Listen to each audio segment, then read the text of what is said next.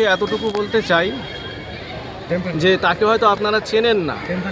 এর যোগ্যতা 4 পাস, এর এমএলএর কোনো যোগ্যতা নেই। তো আমি চাইছি যে আগামী দিনে যারা এমএলএ হবে যোগ্যতা নিয়ে তারা চেয়ারে বসুক।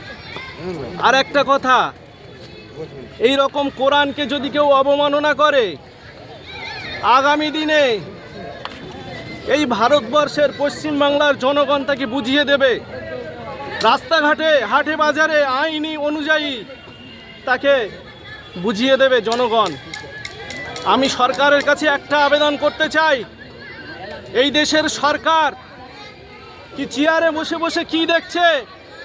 এই ওয়াসিম সরকার এত বড় একটা অপরাধ করেছে। এই সরকারের এই ওয়াসিম সরকার নামীয় বিজেপির এমএলএ এত বড় একটা অপরাধ করেছে, এদেশের সরকার এখনো চেয়ারে বসে বসে দেখছে।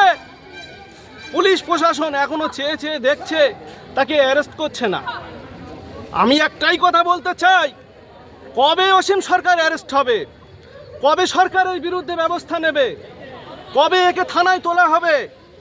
কবে একে কোর্টে তোলা হবে?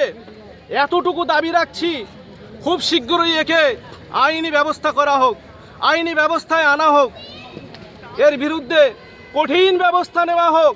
আগামী দিনে এই কোরআনের বিরুদ্ধে আঙুল তোলার সাহস যেন পশ্চিম বাংলার জমিনে আর কারো না থাকে, এই ব্যবস্থা নেওয়া হোক।